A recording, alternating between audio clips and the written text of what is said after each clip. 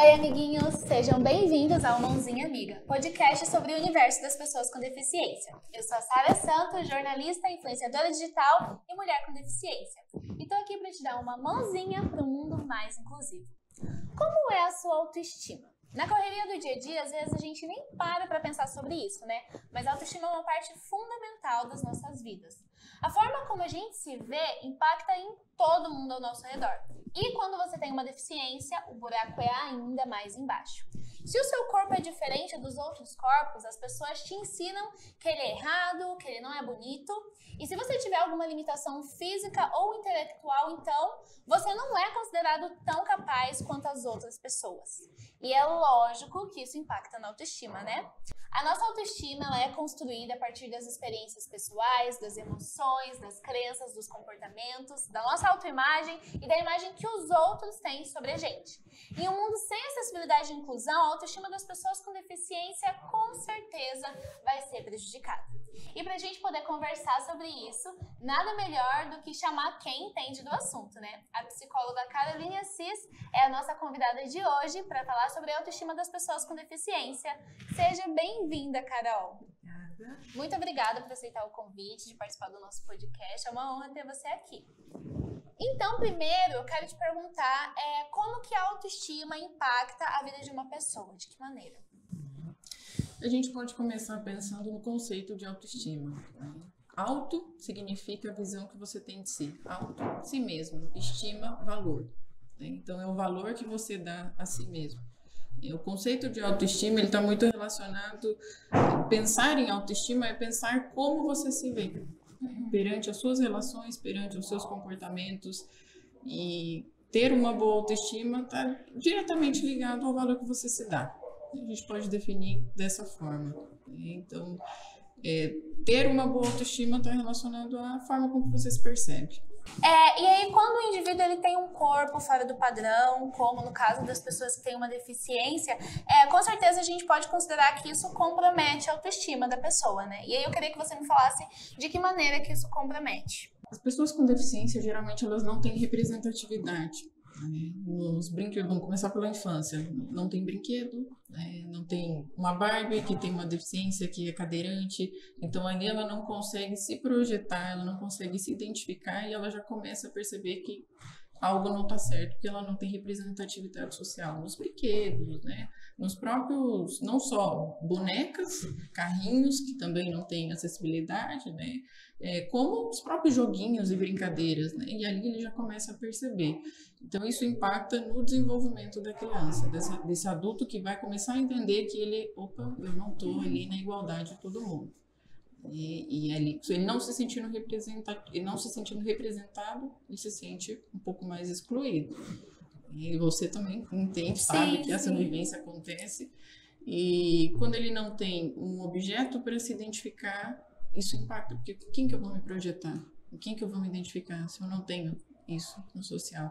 E a rede social, inclusive, foi um fomento, né? O seu trabalho que você faz é um fomento muito grande, porque as pessoas não é de fácil acesso. Carol, você tocou numa questão muito legal quando você falou sobre a representatividade. Isso é uma coisa muito presente, acho que na vida não só de pessoas com deficiência, mas de todas as minorias sociais, assim, que assistem à televisão, que abrem uma revista, que entram na internet e não vê corpos parecidos com o deles sendo considerados como bonitos.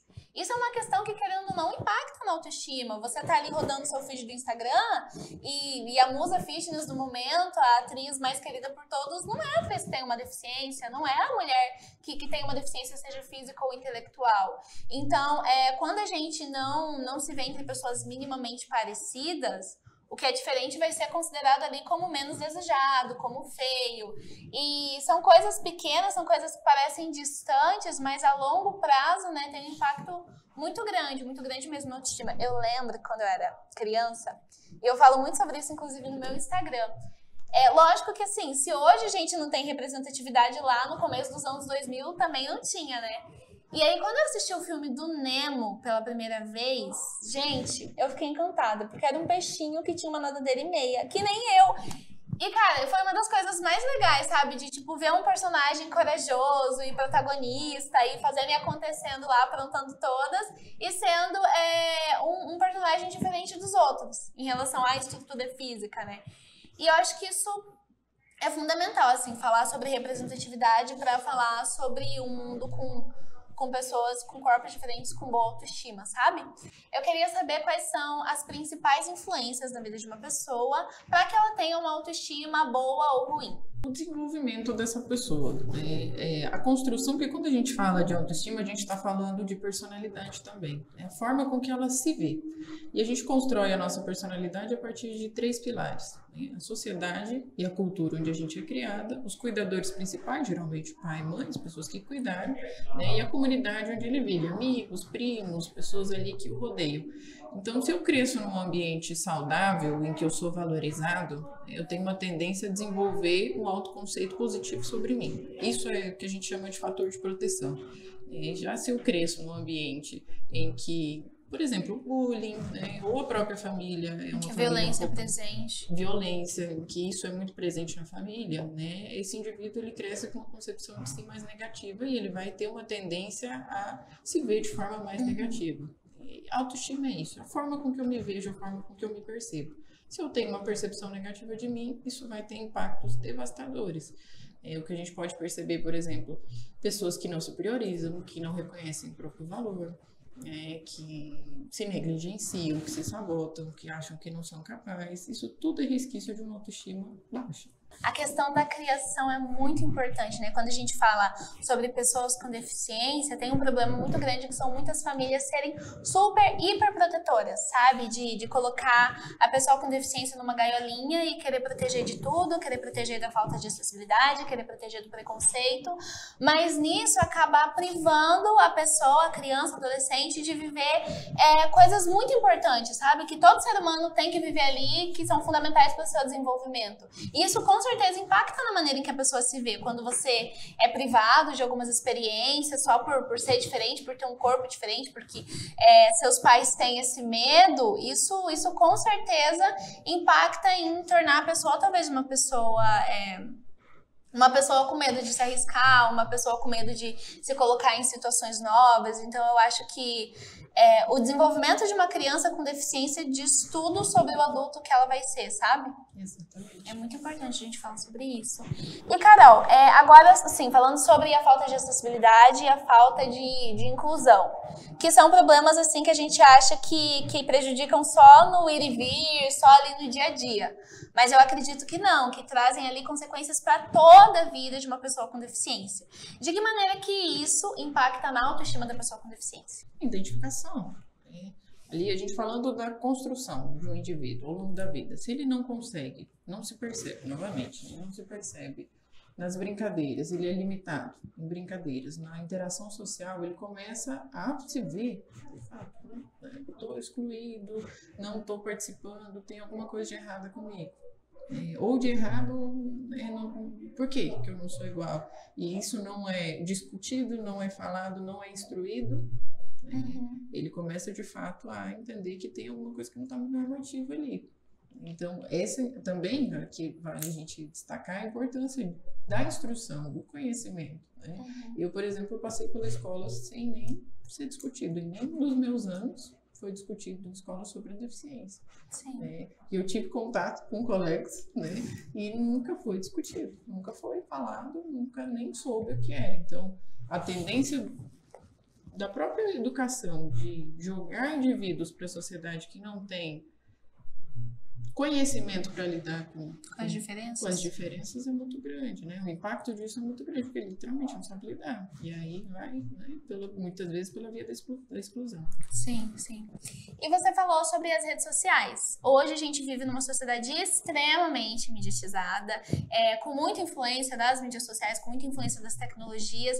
E com certeza isso impacta em tudo, né? Impacta no trabalho, impacta nas relações, impacta no nosso dia a dia. em relação à autoestima, a gente tem tido aí uma geração de meninas e meninos que têm formado a sua autoestima, mas baseado no Instagram, baseado no TikTok, e isso tudo com certeza gera uma carga de influência muito grande para essas pessoas. Então, qual que é a influência, como isso acontece, essa relação entre mídias sociais e entre a autoestima das pessoas? Através da comparação. Aquilo que você citou, né, da influência, porque o que esse indivíduo consome? Ele consome os corpos perfeitos, ele consome aquela rotina da influenciadora que não tem problema nenhum, que acorda às 6 horas da manhã, come aquele café da manhã maravilhoso, corre, né, tem a vida ali perfeita, e fala, nossa, chega e fala, nossa, mas e a minha? Eu tô aqui com 3 filhos, cansada, deitada, com a barguilha aberta, olhando para cima e falando, meu Deus, que vida é essa? E consumindo um conteúdo, então aquilo não se enquadra com a realidade da pessoa e gera um sofrimento muito grande, porque aquilo que eu estou consumindo não é o que eu tenho, né? E aquilo é posto como ideal, quando na verdade não é o ideal, né? Os influenciadores, as pessoas que vivem no meio digital, eles trabalham para aquilo. Então a vida deles é trazer conteúdo, enfim, e aí nós, né, que consumimos aquilo, a gente fica tentando se comparar, fica tentando ter uma rotina parecida com aquilo que não é, não é real. Então é até uma questão mesmo de responsabilidade, né, dos produtores de conteúdo, de entender que o que eles publicam, o que eles consomem impactam na vida das pessoas. E de novo, é bolha, né? A rede social é bolha. Você consome aquilo que você segue e o próprio algoritmo ele vai, né, te trazendo cada vez mais aquilo que você gosta, aquilo que você gosta, aquilo que você gosta. E tem um problema muito grande, que é até um ponto que a gente pode tocar também, o cancelamento, o ódio dentro das redes sociais, né? Ele fomenta muito isso. Se eu só te dou coisas que você gosta, que você curte, que é aquilo que você concorda, eu estou te desensibilizando para você não sabe, vai cada vez mais perdendo a sensibilidade de lidar com aquilo que é diferente. Sim. E aí é onde pode nascer o preconceito com aqueles que são diferentes. Né? Diferentes, vamos colocar assim. Diferentes no mundo em que todo mundo é diferente. Cara, é muito isso, assim, como influenciadora digital, eu vejo que é muito fácil e é muito tentador você colocar um filtro em tudo que você vive e parecer que você não vive nada de ruim, sabe? Parecer que a sua vida é bela e o seu trabalho é maravilhoso, são coisas boas, você nunca se estressa, você nunca tem espinha, você nunca acorda num dia ruim. É muito fácil você fazer isso e as redes sociais, elas colocam cada vez mais artimanhas, cada vez mais recursos para você se aproveitar disso. É um filtro, é uma música que você coloca no fundo, é um ângulo que você escolhe para fazer um vídeo, para fazer uma foto que impacta muito na mensagem que você passa para as pessoas. E infelizmente hoje a gente tem uma geração, eu sendo influenciadora eu acho isso muito ruim, não quero que as pessoas me coloquem nesse lugar, mas de colocar influenciadores digitais como assim, é a sua maior referência, sabe, em relação à vida, em relação ao trabalho, em relação a quem você deve ser. Isso é muito perigoso, porque por mais que assim, você vê 24 horas do dia da pessoa ali nos stories, você não tem conhecimento de tudo que se passa na vida dela. Não é uma referência próxima, não é uma referência real, né? Apesar da internet ajudar muito na democratização da informação em vários sentidos, né? No acesso que a gente tinha informações a dados e que a gente tem agora, tem um ponto muito ruim de trazer essas referências muito prontas, justamente por causa desses algoritmos que só dá o que a gente quer ver. É isso, Carol. Agora eu queria só que você, assim, deixasse uma dica para quem está assistindo a gente, para o nosso público, sobre como que você pode começar a trabalhar a nossa autoestima. A gente sabe que é uma coisa muito complexa, não é da noite pro dia, não tem textinho de 5 passos para você ter uma autoestima boa, mas como que a gente pode dar esse primeiro passo para uma melhora? Para saber se eu tô com a minha autoestima legal ou não, é legal você se monitorar, né? Entender se você é aquele tipo de pessoa que se negligencia em prol do outro, né? A necessidade do outro está sempre acima da minha. Isso significa, já é um baita de um filtro para saber que você não sabe olhar para as suas próprias necessidades. Sim. Porque você é o protagonista da tua vida. Quem tem que subir no palco da sua vida e tomar as decisões por você é você. Então, aquele tipo de pessoa que, eu vou no shopping e não sei escolher uma blusa, eu preciso da opinião do outro para tudo, eu preciso da validação do outro para tudo. Isso é recurso não só para ver que essa pessoa não tem uma autoestima muito legal, mas também porque ela não está sabendo se identificar. É primordial você saber as suas próprias necessidades. Então, dá para começar a se monitorar Tá aí, né? Esse é o primeiro passo. Vamos olhar. Eu sou, quem é que eu sou? Como é que eu sou? Como é que eu me comporto? Quem eu sou? É uma pergunta muito legal e sem ser resposta de recrutamento e seleção. Sim. Né? Quem eu sou de verdade? Você olha no espelho, pergunta quais são minhas qualidades, meus atributos, meus defeitos, né? E ter defeitos tá super ok, né? É muito positivo, inclusive, a gente ter, né? E trabalhar eles, logicamente. Então, se monitorar, né? O primeiro passo, e aí você vê que tem algo muito errado, procurar ajuda, né? Procurar terapia, fazer terapia é bom, sou defensora da bandeirinha da terapia. Eu também, gente, faço terapia, maravilhoso. Então, Carol, muito obrigada novamente por aceitar o convite. Deixa suas redes sociais para o pessoal te seguir, te acompanhar. Meu Instagram é @psi.carolinaassis. Então, muito obrigada. Me sigam lá nas minhas redes sociais também, @soupassarinha no Instagram e no TikTok. Sigam as redes sociais do Jornal Estado Online para acompanhar tudo que tá rolando por aqui. E eu te espero numa próxima. Até mais!